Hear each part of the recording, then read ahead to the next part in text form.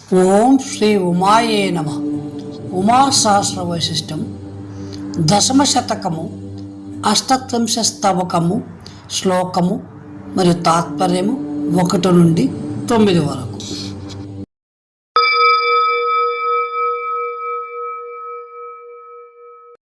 అవతారిక శ్రీ గణపతి ముని కవి ఈ స్తవకమందు దశ మహావిద్యా స్వరూపమును నిరూపించి వాని ఉపాసనా ఫలములను వివరించుచున్నారు.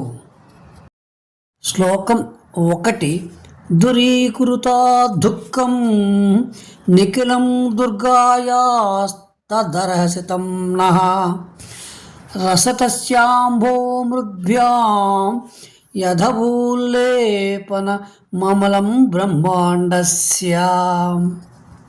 తాత్పర్యము: నీటితో మట్టితో నిర్మింపబడిన బ్రహ్మాండ భాండమునకు స్వచ్ఛమైన రంగుపూత అయిన దుర్గాదేవి మందహాసము మన దుఃఖములన్నిటినీ తొలగించుగాక. శ్లోకం 2.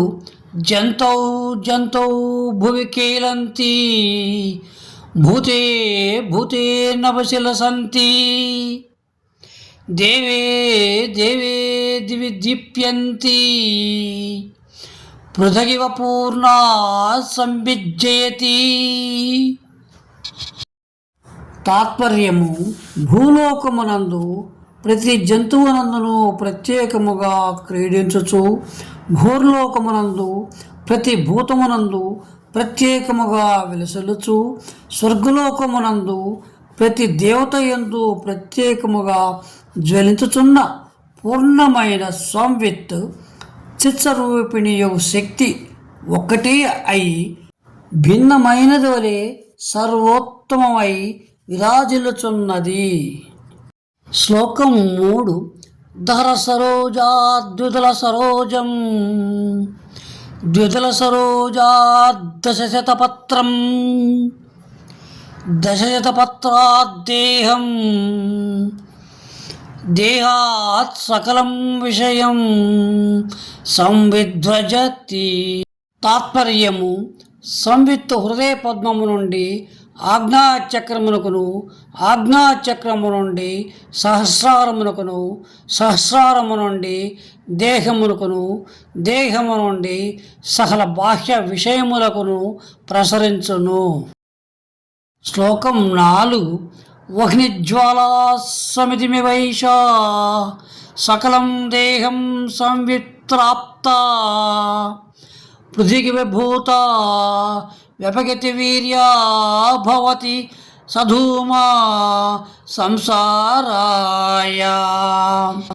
తాత్పర్యము: హృదయమందున్న ఈ సంవిత్తు అగ్నిజ్వాల సమితి యందు వ్యాపించినట్లు దేహమంతటిను వ్యాపించి భిన్నమైనది వలె నుండి బలమును కోల్పోయి మలినమై సంసారహేతు అగుచున్నది.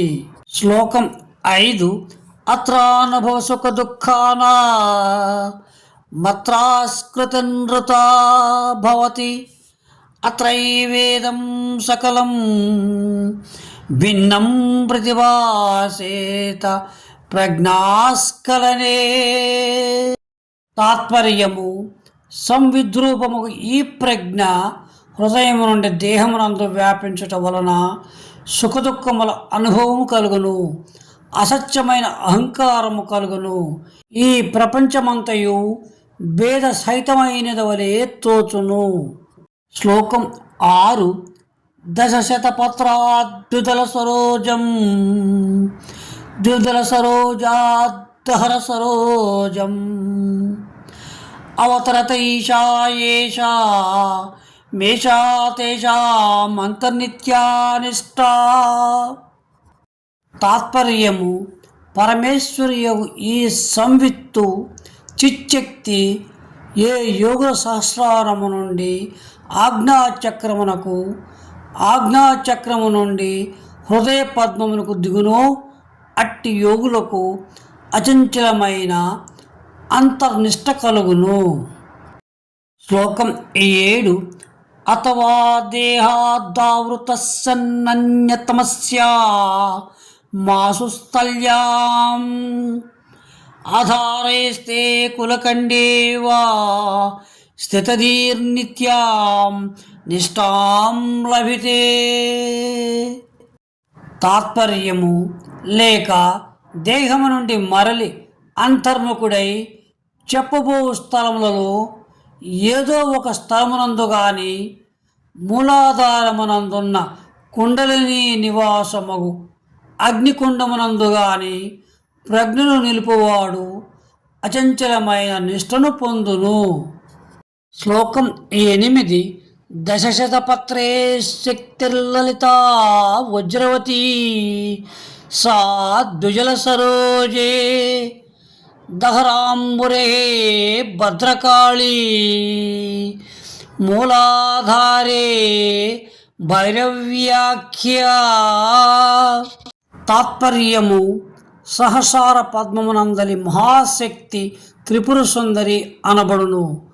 ఆ శక్తియే ఆజ్ఞాచక్రమునందు వజ్రవతి అనియు హృదయ పద్మమునందు భద్రకాళి అనియు మూలాధారమునందు త్రిపుర భైరవి అనియు పిలువబడును. శ్లోకం 9.